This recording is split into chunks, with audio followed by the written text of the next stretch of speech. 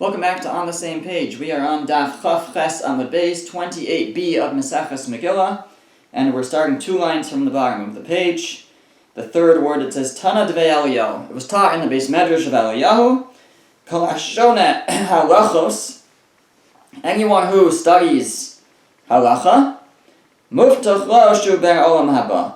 He can be confident that he is a ben olam haba, that he has a place in the world to come. Shenemar, as the pasuk says, it's a pasuk in Chavakuk, and it's describing Hashem, and it says Halichos Olam Lo, which means the ways of the world are His, or His ways are eternal. But Al Tikri Halichos Ela Halachos. The Gemara says a drasha. It interprets the words as follows: don't read it as Halichos, the ways, but rather Halachos. It's obviously the same root, but halachos, the law, the way that one should conduct themselves.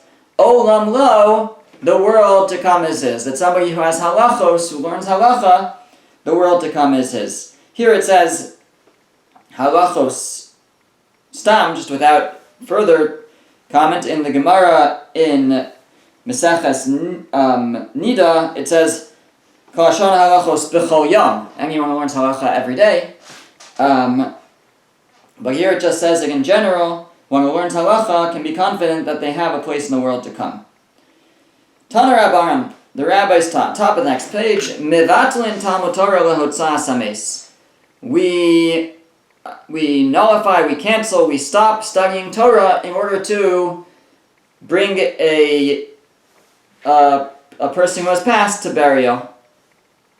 U'achnasa sakala. And, sorry, on the opposite end, for achnasas kala, for marrying somebody off, to escort the kala from her father's house to the chuppah. So that's a general statement, and we'll see though the Gemara is going to elaborate or qualify. So, says the Gemara, Amru Alav al Rabbi Yehuda b'Rabbi Eli. They said regarding Rabbi Yehuda b'Rabbi Eli, that he would do this, indeed, just like the Brisa says, he would stop learning Torah to escort a person to burial, or to escort a kala, a bride. But when is this true? That's where the niftar, the one who has passed, doesn't have all the people that he needs there already. Aval yesh sham kol tzarko, but if he already has all that he needs, ein mevatlin, then we don't stop learning Torah to escort the mace, to escort the dead. Vikama kol tzarko, how much is what he needs? What's considered everyone he needs? Amar Rav Shmuel bar Ina mishmei de Rav. So Rav Shmuel bar Ina is saying in the name of Rav, Tresar alfei gavri, 12,000 men, Vishisa alfi shipuri, and 6,000 additional trumpet blowers. So that's a lot of people. That's considered kol tzarko, all that he needs. The Amrila, and some say Tresar alfi gavri, some say 12,000 men, uminayo shisa alfi shipuri, and amongst the 12,000, 6,000 horn blowers. So it's either 18,000 or 12,000. The question is, are the 6,000 additional, or are the 6,000 horn blowers part of the 12,000? Ula Amar, Ula says it's not a specific number, rather, Kigon dechaitzi gavri me'avula ad sichra, that it's enough people that it makes a line from the gates of the city to the Beis HaKvaros, to the cemetery. Cemetery is usually traditionally outside the city, so enough people, a proper escort is enough people from the gates of the cemetery to the gates of the city to the cemetery.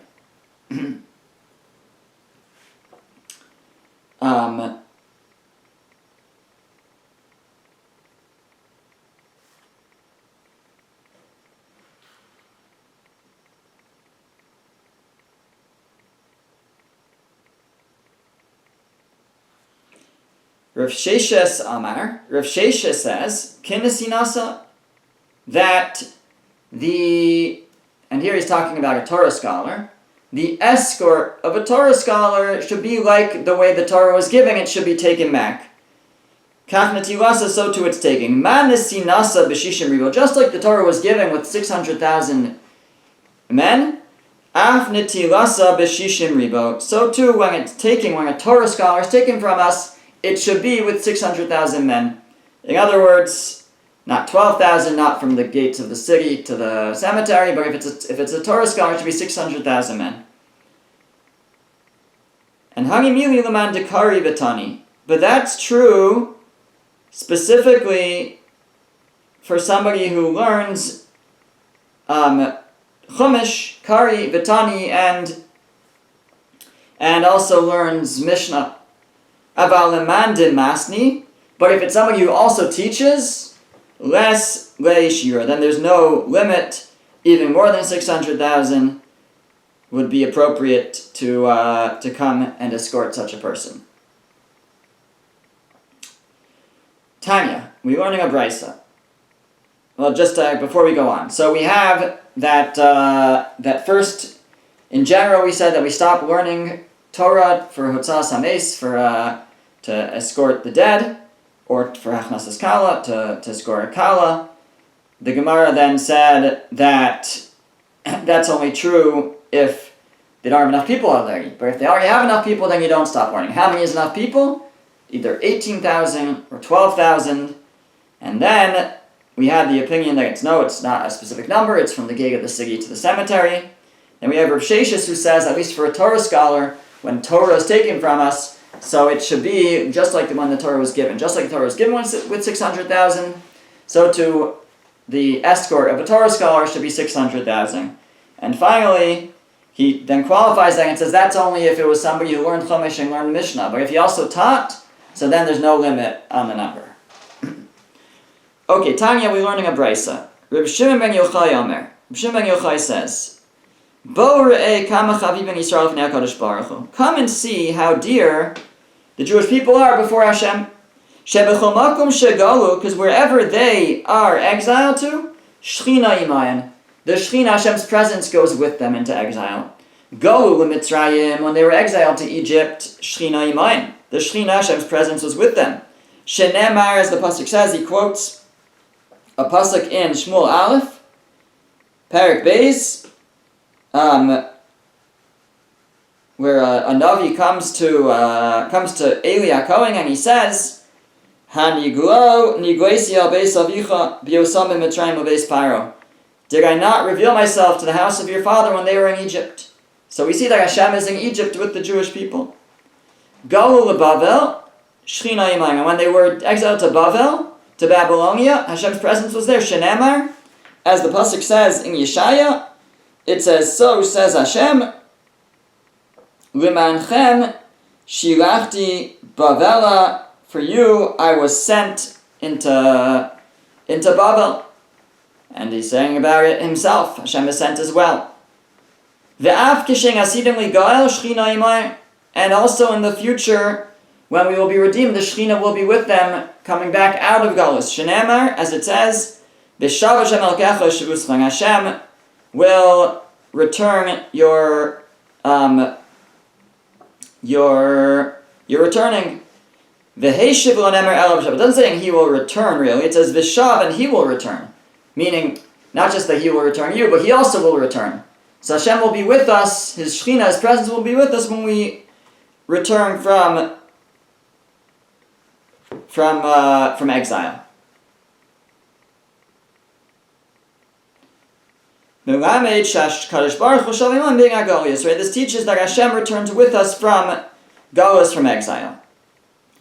Now, ask the Gemara, where is Hashem's presence in Bavel? Where is it most strongly? Abaye says, in the base Knesset of Hutzal. That shul in Hutzal, very holy place, that's where the Shechina resides in a more significant way. Also in the base Knesset of Shafi Yasef in Eredan. Eredan is another Babylonian city, and there's a shul called the Shafi Yasef, which means it was destroyed and resettled. In that shul, But don't say that his presence is strong in both places at the same time, in Hutzal, in the Beis Knesset of Hutzal, and the Beis Knesset of Nerda. Sometimes it's here, sometimes it's there. That's what Abaye says. Amar Abaye says further, Teisi li, I am deserving of yashakach, of approbation. Diki marchikna parsa, because when I'm a full parsa away from one of these shuls, ayalna umatzlina hasam, I go to daven there. I go out of my way to go and daven there. And normally a person doesn't have to go out of their way more than a parsa to go to a shul. One time, the father of Shmuel and Levi was sitting in the shul of Shafi Yosef in Erda. Asya Shechina, the Shechina's presence came, Hashem's presence came there again in a significant way. Shamu kol rikshan, they heard a sound, kamu v'nafku, so they got up and they left. It was too much for them to be in the presence of the Shechina. Rav Sheshes hava Yosef v'kenista Shafi Yosef in Erda. Rav Sheshes was once sitting in this shul of Shafi Yosef in Erda. Asya Shechina, the Shechina came, v'lo nafak, but he didn't leave. The Malachim came, and they tried to scare him to leave. Amar Lefanav, he turned to Hashem, Rav Sheshes, and he said, Ribono shel olam, Master of the world, Olav v'she'eno olav mi nitcha mipnei mi.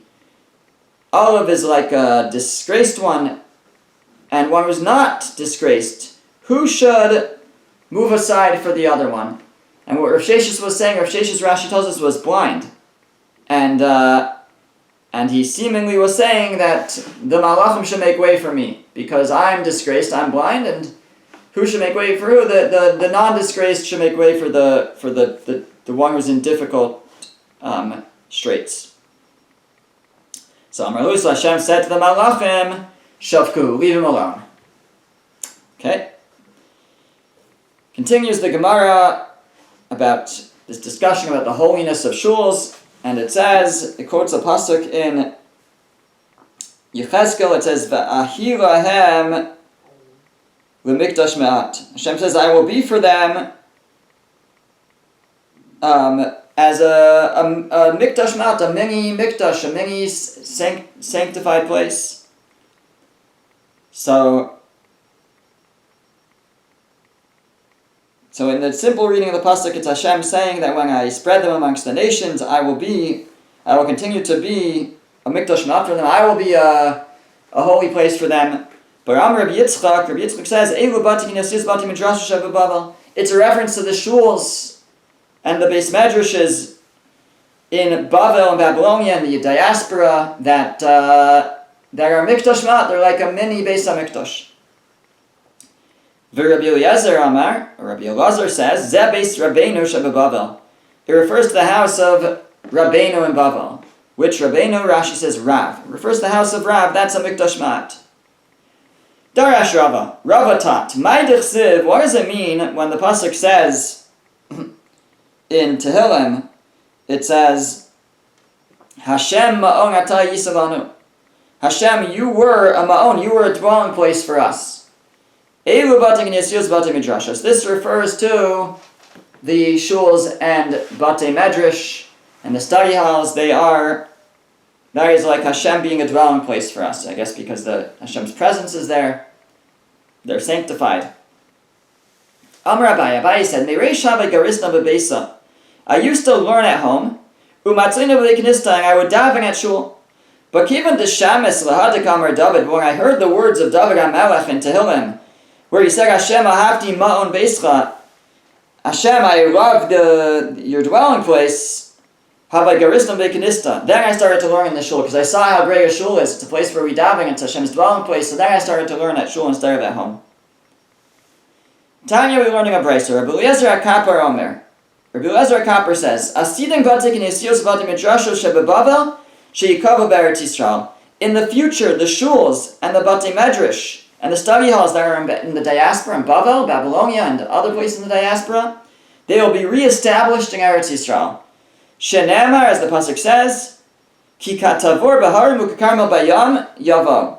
It references that Mount Tavor and Mount Carmel, Har Tavor and Har Carmel, were present for the giving of the Torah. They came for the giving of the Torah to Har Sinai. V'alo dvarim kal v'chomer. And says the Gemara, you can make a kal v'chomer, you can make a logical argument. Umat Tavor v'Carmel shalobo el l'fisha l'ilmod Torah.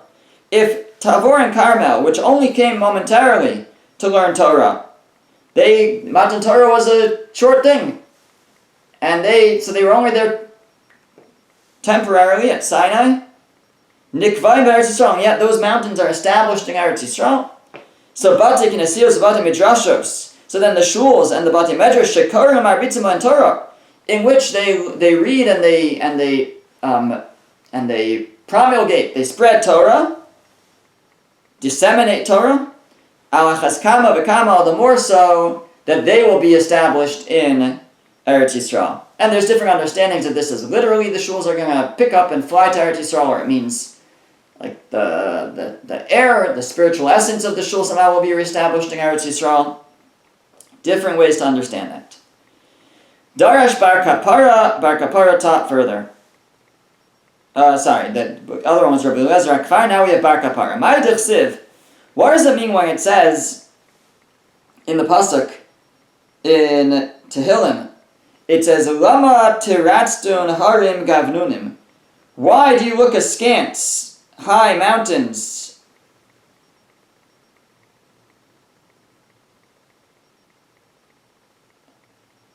So says the Gemara, Yatzta Baskol ve'amra lahem. It's a Baskol, a heavenly voice came out and said to the other mountains who wanted the Torah to be given on them, it said, Lama tirtzu dingim Sinai. Why do you want to tiratztung? It breaks up the Gemara's darshaning, it breaks up the word tiratztung into tirtzu din. Why do you want a court case with Sinai? Kulchem ba'alei mumim atem etzel Sinai. You all have a mum, you all have a blemish compared to Sinai. What's the blemish? Ksiv hacha gavnunim. It says here they are gavnunim. They are high-peaked, uksiv hasam, and it says with regards to what's considered a blemish for a Kohen, it says ogi bang odak, if he's hunchbacked or dak or like a dwarf. So those are blemishes for a Kohen, and so we say that gavnunim is a blemish to be. It's similar to the word gibeng. Gibeng means bent over, but gavnunim means upright. But we make a drasha to say that you have a blemish. So why are you arguing that the Torah should be given on you when you have a blemish compared to Sinai? Because you're arrogant. And to elaborate on that, Rav Ashi says, Shema Mina, we learn from here, Haiman de Yahir Balmumhu. If a person is arrogant, that means they have a blemish, they're Balmum. And so the other mountains which were arrogant, so they had a mum, they had a blemish, and the Torah was given on Har Sinai instead. Again, what it means mountains are arrogant, it could mean that there's a spiritual force, a malach, a sar, an officer that represents those mountains. Fine. Now the Gemara returns to the Mishnah. The Mishnah saying, Osing oso kapandaria. You can't make a shul into a kapandaria. And the Gemara asks, my kapandaria, what's a kapandaria? So Amar Rava, kapandaria kishma. It's like it sounds, that's what it is. My kishma, what does it mean it's like it sounds? Kimanda Amar, it's like a person would say, the word kapandaria is a conjunction of the following statement. A person might say, adimakifna adari eyobaha. Rather than go around the houses, I'll go in here. So, in other words, it's a shortcut. A person can if they cut through the shul from going one entrance, come out the other, they'll save themselves from going around the block. So that's what we say you can't do that. You can't make the shul into a shortcut and into a kapandaria. And again, kapandaria is a conjunction of the word adimakifna adari eyobaha. And rather than go around the houses, I'll enter through here. Rabbi Abo said, Im haya shvil meikara mutter. If originally it was a pathway, and then they put the shul there, so then it is permitted to cut through. And by the way, we mean the sanctuary of the shul. We don't mean the hallways. You can cut through the hallways, but we mean the sanctuary. Amar Rav Nachum bar Yitzchak. Rav Nachum bar Yitzchak said, "Hanichnas amanash lo lasos kapandaria, mutter lasoso kapandaria." If a person enters the shul without intending to make a kapandaria, to make a shortcut, they go into davening or to whatever for a purpose, and then they want to go out the other side because it's faster, so that's permitted. The Amar Rav Chalbo Amar Rav Huna, and Rav Chalbo said in the name of Rav Huna, "Hanichnas lebeis haknesses lispala." Oh, so that's the same example I just gave. I guess the first case is you didn't plan to make it a shortcut. You didn't go to daven necessarily. You just went in, not planning to make a shortcut.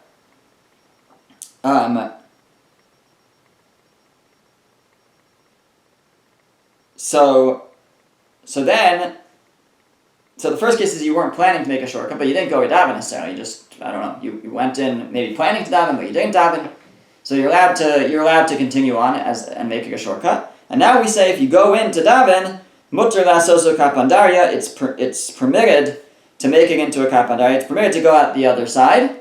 Some have a gear, so it's a mitzvah that it's proper to go out the other side. Shenemar, as we learn from the Beis Hamikdash, it says, "V'vo am haaretz lifnei Hashem b'moadim." When the nation will come before Hashem on the holidays, haba derech shar tzafon l'shtachavos yetzi derech shar negev. One who would come in the north gate to bow would leave through the south gate. So we see, first of all, that it's permitted, and maybe that it's even proper to go out the other side, and that's one gear. So one version says that's a mitzvah, and the reason would be to be able to walk through the shul, to walk to go out the other side. You get to walk through this holy place. So, and you're not using it as a shortcut. It's not misusing it, misappropriating it. You're going to davening, but to walk through is a nice thing. Okay. Then the Mishnah said, "Alubo asavim lo yitlosh mipnei agmas nefesh." It said that if grass grows, you shouldn't cut the grass because of agmas nefesh, to cause pain. Rashi said on the Mishnah that when you walk by and you see the grass growing, so you remember, it kind of reminds you of what kind of condition it's in. You remember when it was built, and how, and then maybe it will encourage people to daven that it should be restored, and maybe act that it should be restored. So if you walk by a shul that's in ruin, and there's grass growing there, the Mishnah said, don't cut the grass. Ask the Gemara, "V'atanya," but we have a brisa, "Eino toli shum machil, aval toli shum maniach." We have a Mishnah that says you can't cut it, you can't pick the grass to feed it to your animal, but you're allowed to cut it and just leave it. So it's a contradiction from our Mishnah says you can't cut it at all. The brisa says you can't cut it to feed to your animal. Says the Gemara, "Ki t'nan nami masdisin toli shum machil t'nan." Says the Gemara, no. The Mishnah also, when it said you can't cut it, it meant you can't cut it and feed it to your animal. But you're allowed to actually cut the grass. Tana Rabbanan, the rabbis taught, Beis HaKavaros, Ein Nagin Bo Ein Kalus Rosh. If you have a cemetery, you can't treat it with frivolity, with lightheadedness. Ein Marin Bo Ein Behema, so you can't bring animals to grazing a cemetery. Vein Molichem Bo Ein Amasamayim, you shouldn't run a water channel through the cemetery. Vein Melaktim Bo Ein Asavim, and you shouldn't pick the grass. I guess to use. Vim Likate, and if you did gather the grass, Sarfam Makam, you should burn it there, and you shouldn't use it. Why? Mibnei Kavod Mesim, out of the honor of the dead. Now ask the Gemara, Ahaya, what are we saying is out of the honor of the dead? Ilay Ma'asef, if it's going on the last thing, that you should burn it there out of the honor to the dead. What honor to the dead is there by burning it there? Maybe if you burned it publicly and showed, we're not going to use it, maybe that would be an honor to the dead. But why is burning it in front of the dead in the cemetery an honor to the dead? Ela Aresha. So rather it's going back on the Resha, on the earlier parts of the Mishnah when it says don't treat the cemetery with lightheadedness, don't graze your animals, don't run a water channel through, don't go picking grass there, so don't go gathering, it's really talking about gathering, don't gather from the cemetery, that's out of kavod mason, that's out of honor to the dead, not to treat this place like a farm, for other uses. The cemetery is a place where the dead are honored. Okay, we'll continue from this Mishnah next time.